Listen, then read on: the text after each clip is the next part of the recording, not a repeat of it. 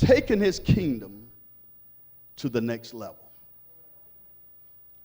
Taking his kingdom to the next level. In Luke 5, what we just read, it is amazing that when it speaks, when Jesus had came into the house of the leper, which verse starts, and after healing the man, Jesus now comes and begin to teach and preach. But while teaching and preaching, he was surrounded by Pharisees and Sadducees. During that time, there was 3 bodies of religious people that were prominent in that day. There were the Pharisees, the Sadducees, and there was also the Essenes.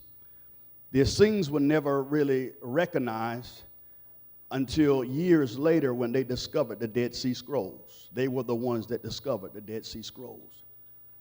But up to this point, we go from Malachi to Matthews. And we have what you call the silent years. 400 years, God did not say anything for 400 years. Theologians refer to this as the silent years because there was nothing recorded in history talking about God speaking. Prior to this, Malachi was the last prophet that spoke concerning the things of God.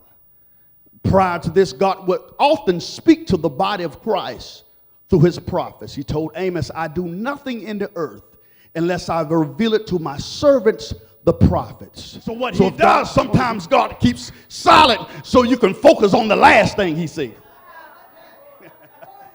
Because he done spoke before and you still ain't moved on that. So God shuts his mouth so you can process what you received the first time. Some people are waiting for God to move, and God says, I moved before, but you still ain't followed that instruction.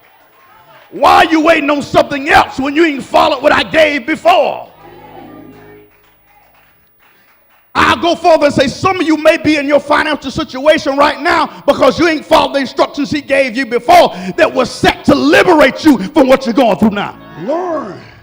Don't just learn the history of the church, the history of your organization, and how to be the best pastor.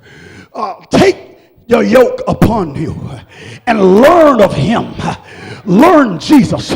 Sometimes we learn how to stay as a pastor so we won't get booted out. So we learn who we got to please, who we need to keep happy, who not to rub against. Sister such and such is a good person, so make sure you keep her happy. And we learn all those things. And God cannot move in the building because we've learned church politics and have not learned him. How are we going to preach the kingdom and don't follow it?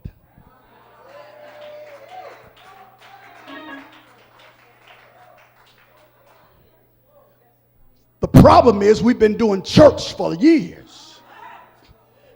Pastors, if you're watching by air, and you might catch this next Sunday, you've been doing church for years. But have you brought the kingdom in yet?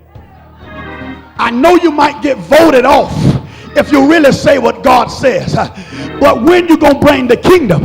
When Jesus preached the kingdom, the power was available to heal. Folks say, but God ain't moving like that. God ain't doing like it did in Acts. No, you might be right. He may not be doing it like that in your life because you're not preaching the kingdom. But God cannot move where he is not promoted. Everything hinges on the cross. Look at somebody and say everything. It's not on church politics. It's not on who the district superintendent is. It's not who the bishop is. It's not who the moderator is. Everything, preachers, pastor, I'm trying to help you. Everything hinges on the cross. Everything is about him. Watch this. What if I show, and I'm going to show it to you. In your body itself. Why are you sitting? Let me show you. When the scripture says everything is created by him and comes from him. In your body itself is a protein molecule that holds the whole body together. It's the glue. If you didn't have it in it, your whole body would slump and would fall. But there's a protein molecule that's inside your body that holds your body together. That's why you're able to move without falling apart, because your body, it is the glue of your body. Everything is held together by a protein molecule called laminin. Laminin. It is the protein molecule that keeps the body together. Just like in the body of Christ, Christ is the one that holds the whole body together. But it is amazing that the shape of laminin is shaped like this. It's in the shape of a cross.